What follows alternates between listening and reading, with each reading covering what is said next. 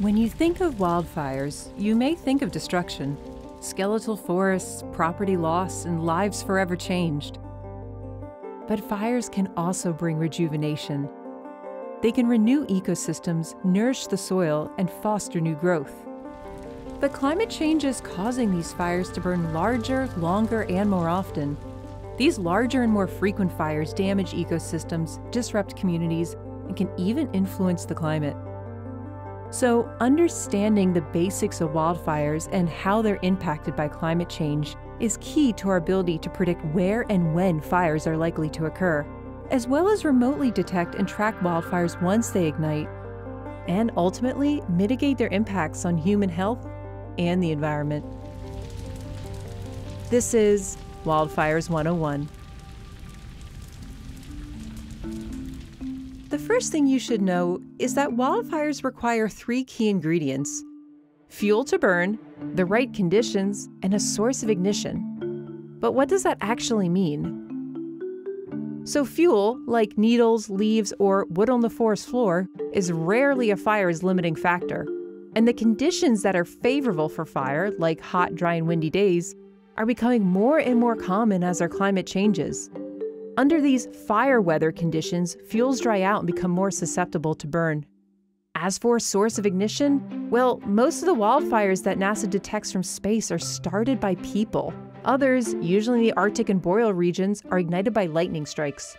NASA can track these conditions and inform land managers when an area appears prone to wildfire. Every day, NASA is able to detect thousands of new fires from space. Along with our partners at NOAA, we use both polar orbiting and geostationary satellites to get insight as to the structure and evolution of a fire. Geostationary satellites remain fixed in relationship to the globe, giving us new images of one hemisphere every 5 to 15 minutes. However, the resolution is usually coarser than that of polar orbiting satellites, which will pass over a fire twice per day. From over 500 miles above the Earth, these orbiting satellites will detect and characterize thermal anomalies, locations on the Earth's surface that are hotter than their neighbors that can indicate burning associated with new or existing fire events. Importantly, these instruments can detect fires at night, a time when wildfires typically lay down and smolder. Since the majority of large wildfires last for multiple days, the ability to track them both day and night is instrumental to helping land managers combat the blazes. But it's not just the fire itself that's dangerous. Wildfire smoke can travel for thousands of miles, having the ability to blanket large swaths of a continent from a single wildfire. Smoke from wildfires can reach high altitudes, between 3 to 6 miles, and travel with prevailing winds. This smoke can linger in the air for several weeks, changing the chemistry of the atmosphere and reducing the amount of sunlight reaching the surface.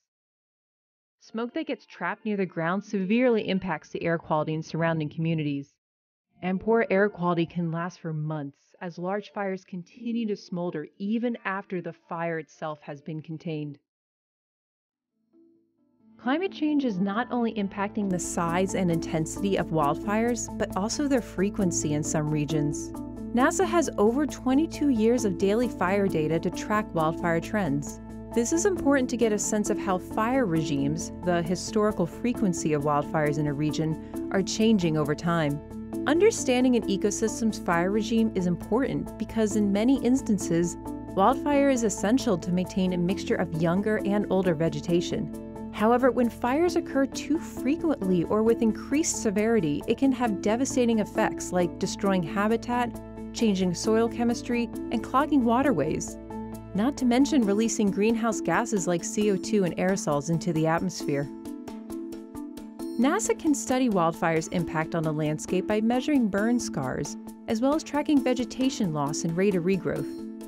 Having an accurate assessment of a landscape post-fire is a key part of understanding how ecosystems recover over time. NASA's ability to not only track wildfires, but also the conditions that lead to them, is essential to our ability to mitigate their impacts. We're working with land managers and those on the front lines to give them the tools, including near real-time data, to help them make decisions to minimize the risks and plan for the future.